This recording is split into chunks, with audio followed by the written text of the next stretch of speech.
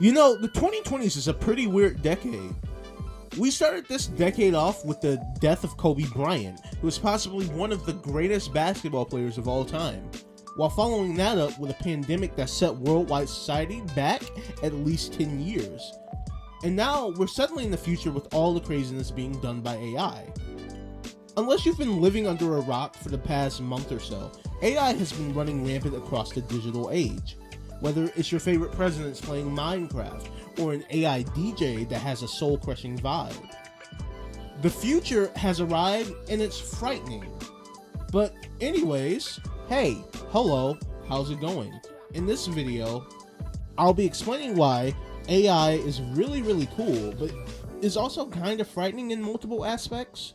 So sit down, tell your Alexa to shut up, and let's get right into the video. Welcome.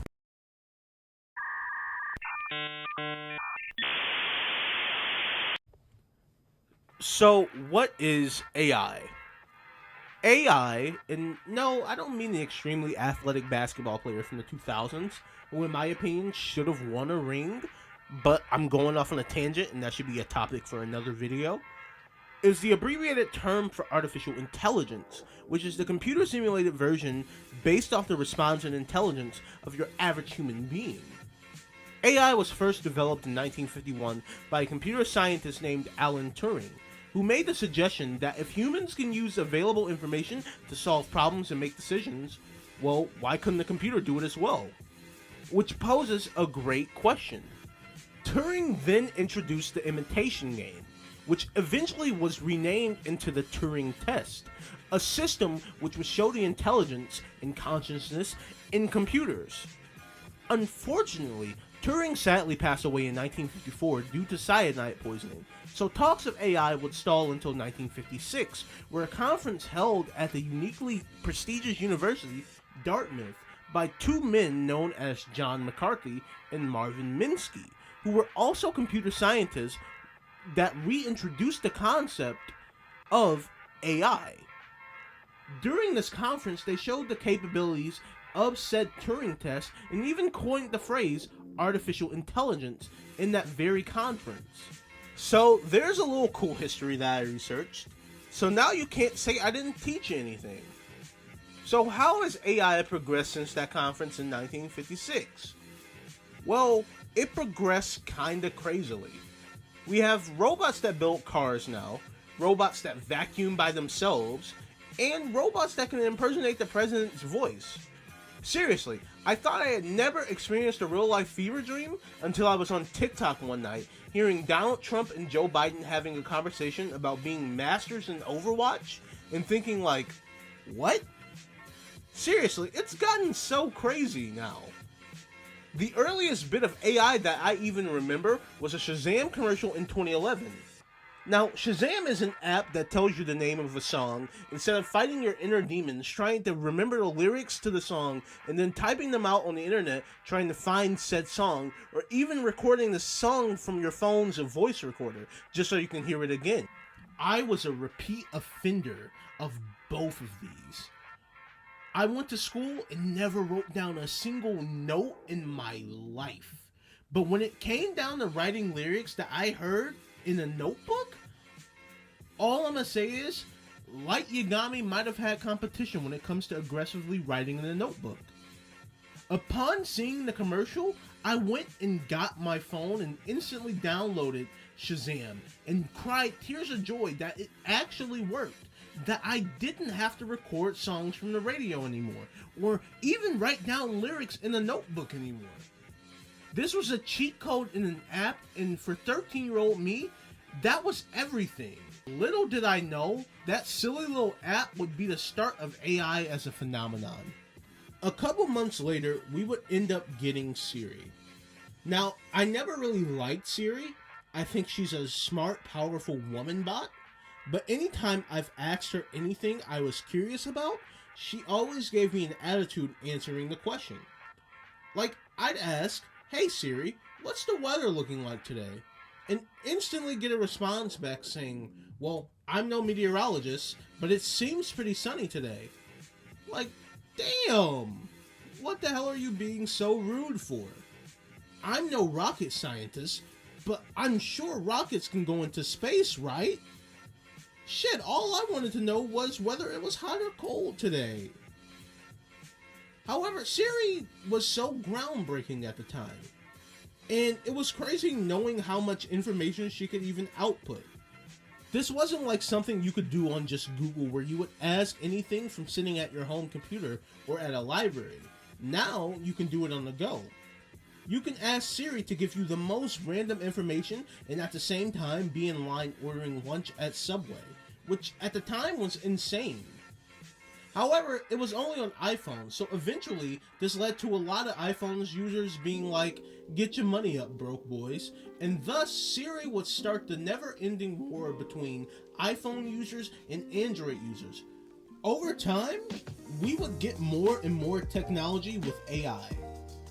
Eventually, we would get Alexa, and if we thought the COVID pandemic was the real pandemic, boy, you'd surely be mistaken. I don't know anyone who doesn't own an Alexa by now. Having an Alexa is like the modern plague. I shit you not, there are 6 Alexas in my household.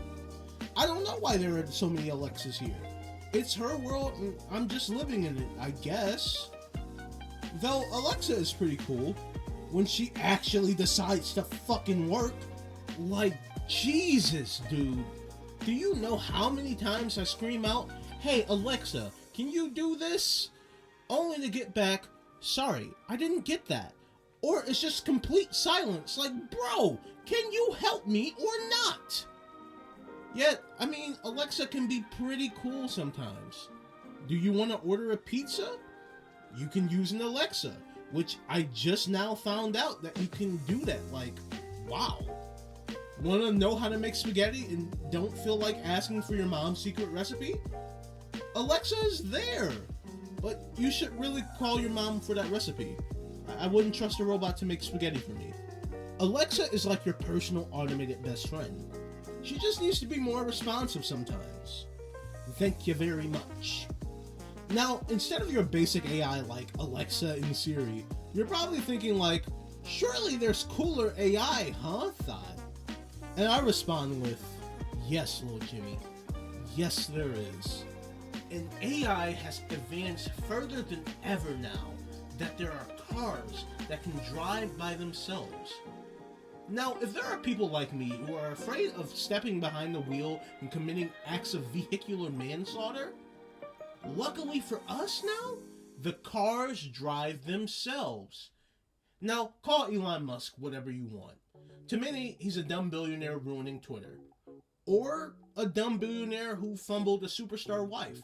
To me, he's both of those things. But his genius of bringing a self-driving car to life is very appreciated, no matter how much of a doofus he can be with other things like adding views to tweets or seeing how many people bookmarked your tweets. Gone are the days of letting the fries in the bag get cold and unnecessary road rage by wishing you could strangle the bad driver for being bad at driving.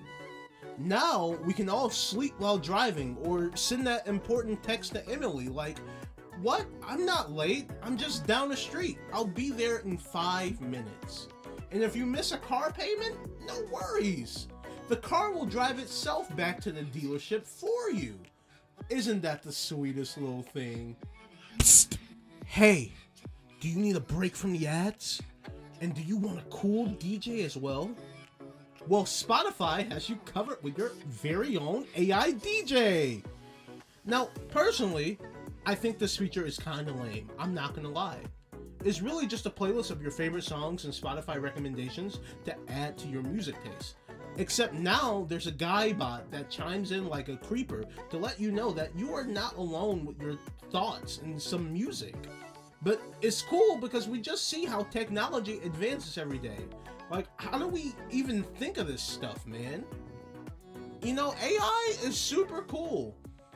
Until it isn't. For every question we pose to AI, there always ends up being an answer. Whether it be, can cars drive themselves? Or, how far has technology really advanced? With every right answer we get with AI, there's usually 1,000 more problems created. Despite how creative AI is becoming, it slowly becomes an issue for the future.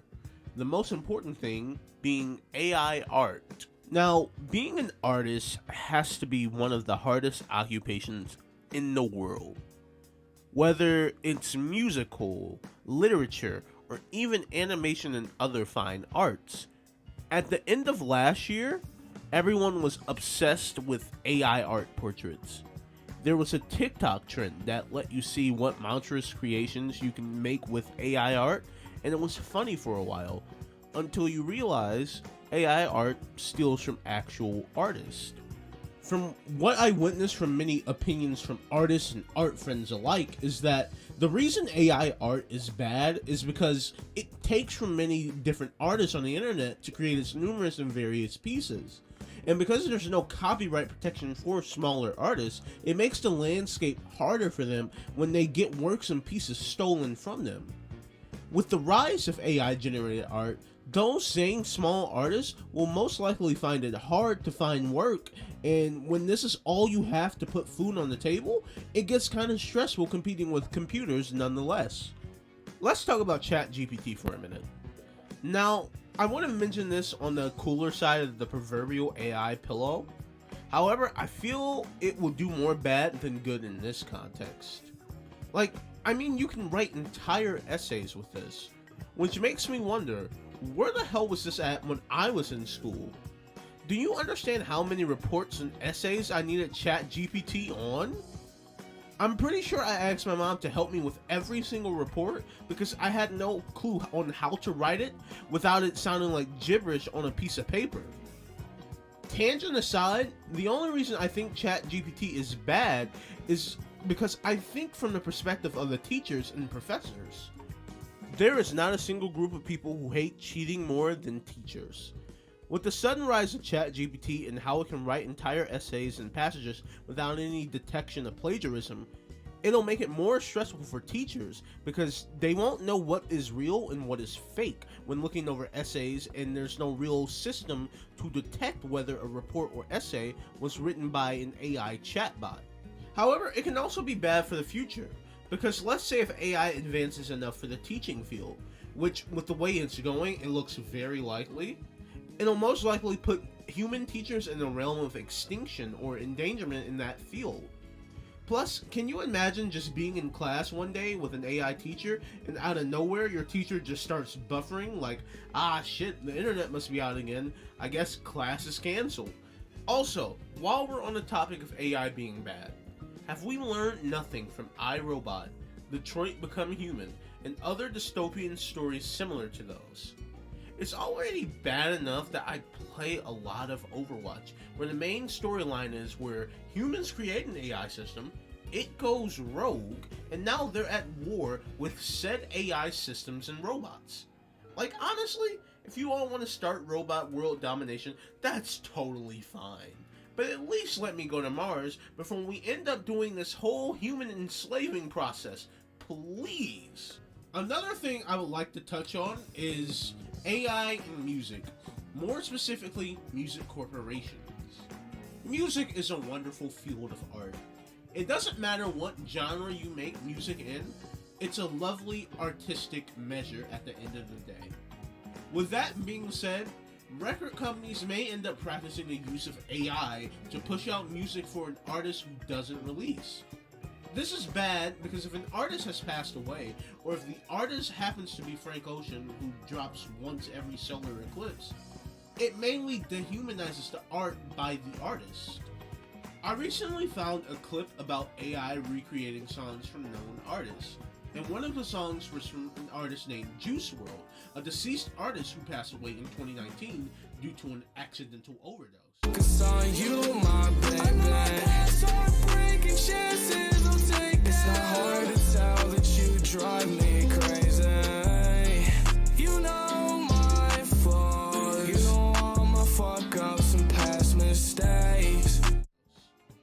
Posthumous releases are already bad enough in the wrong camps, but if labels start investing into AI just to push out posthumous creations, not only can it hurt an artist's discography, but it can also lead to a loss of cultural identity with fans, as AI won't capture that same energy that the artist may have displayed in their music, thus failing to make songs that reflect real emotions and stories.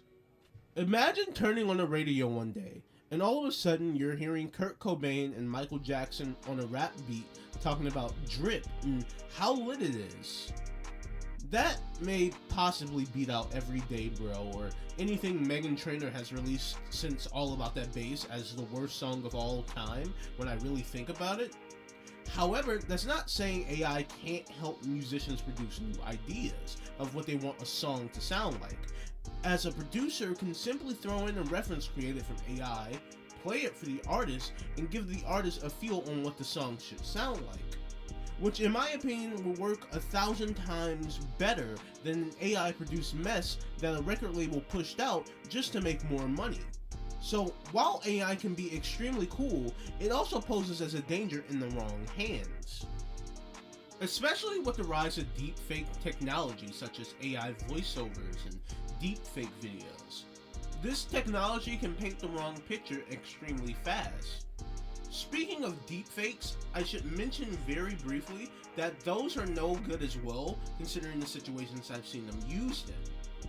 For example, there was this one streamer who got way too horny and decided to pay for deepfake porn of his friends, and he got absolutely obliterated by everyone in the Twitch and YouTube community, to the point where he cried in front of his wife like a doofus.